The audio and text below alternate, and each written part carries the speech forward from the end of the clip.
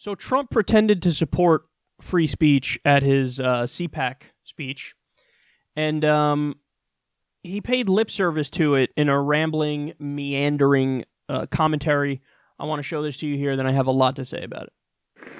But young Americans like you are leading the revival of American liberty, sovereignty, and self-determination in the face of left-wing intolerance. The anger, the unbelievable anger, I see it every day. Fortunately for you, it's mostly pointed at me. You have the courage to speak the truth, to do what is right, and to fight for what you believe, and keep doing it.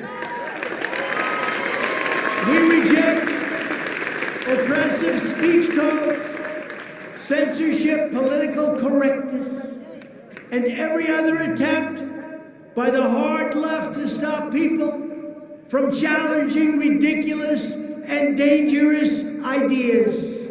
These ideas are dangerous.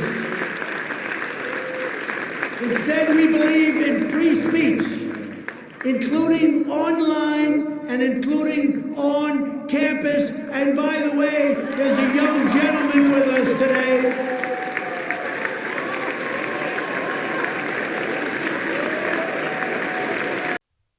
Okay, quick side point. One of my favorite things is when he just pauses mid-speech and, like, looks around. It's like he's, those, like, pageants for toddlers where their moms are all into it and they get these little girls dressed up in, like, makeup and put the dresses on them and then they have to act like it's a pageant show type thing. He loves to pause and every now and then look around, and sometimes he does, like, a little strut around the stage. And he soaks it in, man. He loves that attention. Oh, give me the life force, yes. So that's a side point. Okay, now to the meat of the conversation here.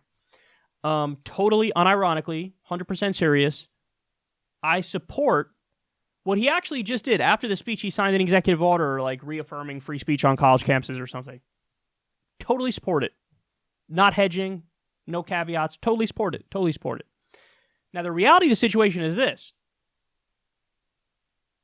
I think now every single Antifa chapter, every single group of Black Panthers, new Black Panthers, actual communist groups, Democratic Socialists of America, me, all left groups on campuses should invite these characters to speak now.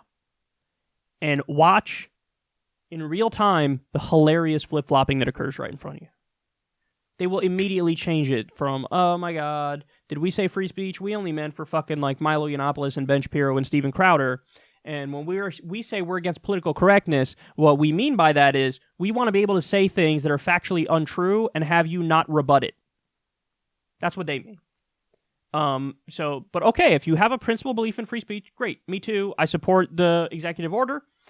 But now I want Antifa speaking places, Black Panthers, communists, Democratic Socialists. Go ahead. Come on. Go do it. See, this has always been one of my critiques of the left is I don't think a lot of these people know that the answer is not to say, oh my God, you have some offensive speakers, let's ban them.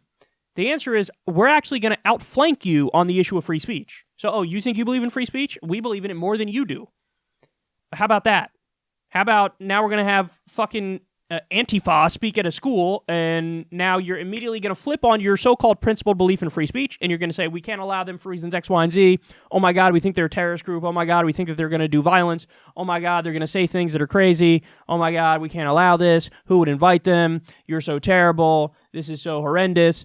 So, okay, do you really believe in free speech or do you not? And you're going to expose yourself as not believing in it, so you could www.shutthefuckupsville.com. Now, the other point is, dude, Donald Trump, you want to talk about an opponent of free speech? This guy's pretending he believes in free speech. He basically, single-handedly, got Colin Kaepernick blacklisted from the NFL because this dude kneeled during the national anthem to bring attention to police brutality. That is like the definition of you not believing in free speech. The main argument, whenever there's like a riot over some police brutality thing that happened, police kill some unarmed black guy, there's like a riot in response to that. What does the right say? Oh my God, how could you do this? Obviously, the way you fight back is you should do peaceful, nonviolent resistance, and then we wouldn't oppose you. Okay, Colin Kaepernick steps up and goes, I'm here to do some peaceful, nonviolent resistance. I'm going to kneel during the national anthem to bring attention to police brutality to try to bring about some change. And they're like, how dare you? Blacklist him from the NFL. Immediately change their philosophy, immediately change their stance on it. It's almost like they just want you to shut the fuck up and not complain about anything. So he literally single-handedly got Colin Kaepernick blacklisted. Then there was like collusion from the NFL owners where they all agreed, okay, we're going to keep him out, so we axed this problem and nip it in the bud. And then he sued them, and I think he was successful, and I think he got some sort of a payment deal out of it because it was proven that they actually colluded against him, which is fucking crazy and shouldn't be allowed. So Trump, against the free speech of peacefully kneeling to protest something. By the way, at every college football team should start kneeling for the national anthem, and watch how quickly he flips on this idea of, we believe in free speech on college campuses. Oh my God, did you guys kneel to protest something that I'm in support of? God, and did I say I support free speech? No, I don't. Trump, not that long ago, was tweeting about how we should ban flag burning. That is like literally against a First Amendment case where even Justice Antonin Scalia said, as much as I don't like flag burning, that's part and parcel of what free speech is. That's a nonviolent, peaceful way of opposing something and protesting something and saying America did something wrong, so they burn the flag. So Trump says we need to ban flag burning. That's him saying, I don't agree with the First Amendment. I don't agree with it at all. There's also, articles and comments he made going back to when he was on the campaign trail where he says, the U.S. should have a system on speech a lot more like the U.K., where, people are more likely to successfully sue for libel, and they have more hate speech protections there and stuff like that. They control speech much more strictly there, which is authoritarian. And he's like, yeah, I like that system better. You want to know why? Because he wants to sue the media when the media says shit about him that he doesn't like. So he doesn't believe in free speech there. He literally threatened to sue The Onion over a satire article involving him because he didn't like it. He doesn't believe in free speech there. He literally sued Bill Maher over a joke involving him. So he doesn't like free speech there. So this guy's the biggest fraud in the world, and he's surfing a wave of a popular issue when he has been probably the number one opponent to that actual policy position. And I'm fucking sick and tired of these assholes, these right-leaning commentators, who don't keep it real with you on this front, who act like, oh no, Trump is actually an ally on the issue of free speech. No, he's not. So the only thing I could take away from that is either you're massively ignorant to his history on it, or perhaps you're a fraud too, and you don't give a fuck about free speech either. There's no other possible, options there. It's one or the other. Either you're massively ignorant on his history of it, which is pretty much unforgivable if your job is to talk about politics, or you don't really believe in it either, and you're just using it as a wedge issue and only invoking it when it's to help your side.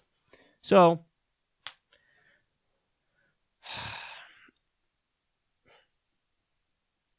it's so clear he's a fraud on this shit, man, and everybody needs to recognize it.